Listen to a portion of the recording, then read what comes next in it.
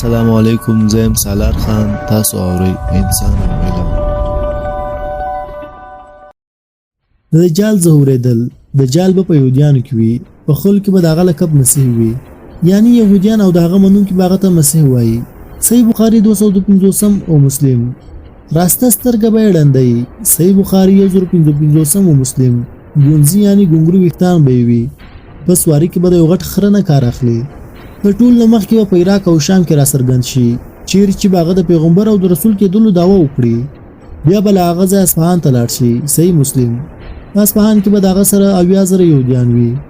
د دغه ځای به په نور تکبر کې اخته شي او د خدای دعوه به وکړي، او څلور خواو کې به فساد جوړ کړي، او په ځمکه کې به ډېر ځایو ته لاړ شي او خپل ځان ته به خدای وایي. صحیح مسلم. الله تعالی به د خلکو د ځمکې لپاره په ده باندې به لوی خورا ناممکنه او نادره کارونه وکړي. صحیح مسلم. د هغه په دندې به کافرې لیکلي چې د هغه پېژندنه به هر هغه سړی کولی شي چې په زړه کې ایمان ولري. بخاري 1055 او مسلم 400. د هغه سره به یو اور وي چې هغه ته به دوزخ وایي، او یو باغ ورسره وي چې د هغه نوم به جنت وي. خپل مخالفین به په اور کې او خپل پلویان به په جنت کې اچوي. صحیح بخاري. خو هغه اور په حقیقت کې یو باغ وي، او باغ به په حقیقت کې د اور په څیر وي، یعنی دا ټوله به یوازې د خلکو د ازموینې لپاره وي. د هغه سره به د خوراک او څښاک د شان یو ذخیره وي، چاته چې غواړي هغه ته به په خوشحالي سره ورکړي. صحیح بخاري او مسلم شریف. کله چې یو فرقه هغه د رب په توګه ومني، نو د هغه په ځمکه باندې به د هغه لپاره باران کېږي، غله به یې تولید شي، د هغې ونې به میوه ورکول پیل کړي، د هغې څاروي به چاغ شي، او شیدې ورکوونکي څاروي به یې شیدې ورکول پیل کړي، او کومه ډله چې د هغه اطاعت ونه کړي، نو په هغې به باران، میوې، شیدې او د څارویو وده ودروي، او دا رقم به ډېر تکلیفونه پرهیزګارانو ته ورکړي. خو د مؤمنانو لپاره به سبحان الله او لا اله ویل د خوراک او څښاک کار وکړي. احمد ابو داود. تشریح.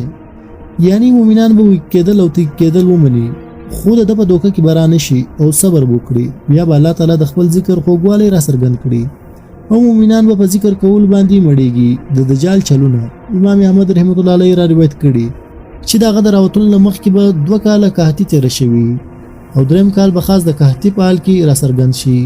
په ځمکې کې ښخ شوي خزانې به د هغه په امر سره د هغه سره شي.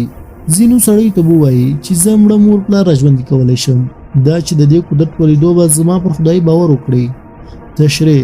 دا به ووایي او شیطانانو ته به امر ورکړي چې د دوی د مور پلار په شکل کې ځان جوړ کړي او له مځکې څخه راووځي، چې تر څو دوی ما د خدای په توګه ومني.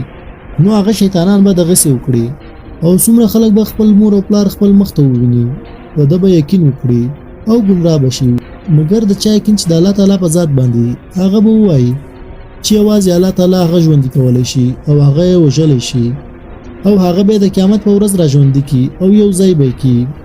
کومو کسانو چې د کتاب او سنت له لارښوونې په مطابق خپل ایمان قوي کړی وي، د دجال لوی کارنامې به هغې متاثره نه کړي، او هغه مؤمنان به د دجال دا ټولو کارونو ته جادو، شیطاني او ګمراهي نوم ورکړي، او د نور نښو په واسطه به معلوم کړي چې دا دجال ده، چې د ټول نه غټ دوکهبازه کېدلو شاهدي یې زموږ پیغمبر حضرت محمد صلی الله علیه وسلم مخکې ورکړې ده.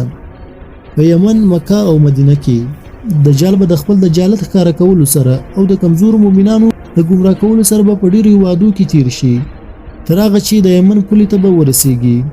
نو په بېدینو خلکو به ډېر مشهوره وي، او هغه خلک به ټول کارونه پرېږدي او له ده سره به یو ځای شي.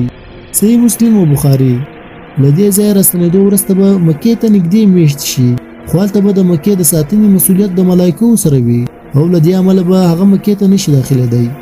بخاري او مسلم. بیا به له هغه ځایه مدینې ته د تګ اراده وکړي. صحیح بخاري 253. هغه وخت کې به د مدینې 7 دروازې، د هرې دروازې د ساتنې لپاره به الله تعالی 2 ملایکې وګماري، چې د هغه له ویرې به د دجال پوځ د نبي علیه السلام ښار ته نشي ننوتی. دا رقم به په مدینه منوره کې زلزله راشي، چې له دې امله به بېعقیدې او منافقان خلک وډار شي، او د رسول الله صلی الله علیه وسلم د ښاره به راووځي، او د باندې راوتلو سره به د دجال په جال کې راګیر شي. تشریح. ولې چې دا خلک به په مدینه کې د الله او د الله د رسول د مینې لپاره نه اوسېږي، بلکې دا به د خپل دنیاوي کارو لپاره هغلته وي. د هغې به د مدینې او د نبي صلی الله علیه وسلم د سنت او محبت سره هېڅ غرض نه وي.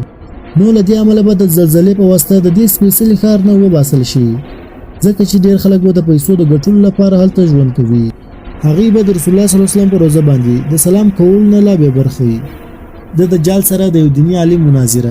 کله چې دا ملون د مدینه له سپېڅلې خاورې بهر موجود وي، هغه ورځ کې به په مدینه منوره کې یو عالم وي چې دا ملعون به د الله ورکړل شوی علم نه وپېژني او د ماتولو او خلکو ته د رښتینې لارې ښودلو لپاره د دجال سره مناظره کوي. دا رقم به د عالم د مدینې نه د باندې راوځي او د دجال لښکر ته به نږدې ورشي او پوښتنه به ترې وکړي چې دجال چیرته ده. هغې به د عالم خبرې د دجال د ادب په خلاف وګڼي او د هغه دیني عالم د وژلو اراده به وکړي، خو په دې کې به ځینې کسان منع کړي او به وایي چې تاسو ته باید معلوم وي چې زموږ او ستاسو خدای د دجال د اجازې پرته د چا د وژلو نه منع کړي. نو دا رقم به هغې لاړ شي او دجال ته به ووایي چې یو سړی راغلی او ډېر بې پروا ده او ستا سره لیدل غواړي. دجال به د عالم خپل خواته راغواړي او د عالم چې کله د دجال مخ وویني نو به وایي ما ته وپېژندلې، تا هماغه ملعون دجال یې چې رسول الله صلی الله علیه وسلم په اړه خبرداری ورکړی او ستا د ګمراهۍ حقیقت یې بیان کړی. دجال به په غوسه شي او به وایي دا په هر سره پرې کړئ. د دې خبرې په اورېدو سره به د هغه پیرویان راپورته شي او د عالم به دوه ټوټې کړي او د عبرت لپاره به یې ښي او چپ اړخ ته کېږدي.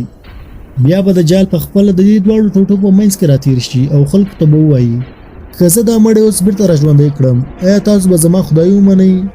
هغې به ووایي چې موږ د پخوا نه باور لرو چې ته خدای یې او هیڅ شک او تردد په زړه کې نه لرو. هو که ته زموږ مخ ته دا راژوندی کړې او داسې وشي نو موږ به نور مطمئن شو. بیا به هغې دا دواړه ټوټې سره یو ځای کړي او امر به ورکړي چې راژوندی شه.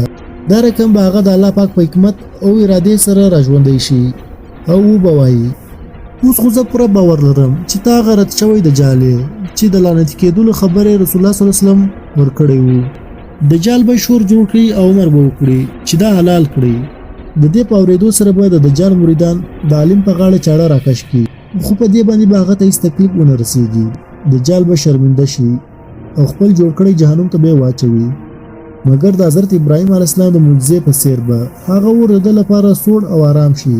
له دې وروسته به د دجال نه دا واک واخیستل شي او هیڅ یو مړی به راژوندی کولی نه شي او له دې ځایه به ذلیل او رسوا د شام هېواد ته روان شي. مسلم 302 د دجال دمشق ته د رسېدو نه مخکې به حضرت امام مهدي علیه السلام دمشق ته رسېدلی وي او د دجال د فتنې له منځه وړلو لپاره به د جګړې ټول چمتووالی او ترتیبات به یې نیولي وي.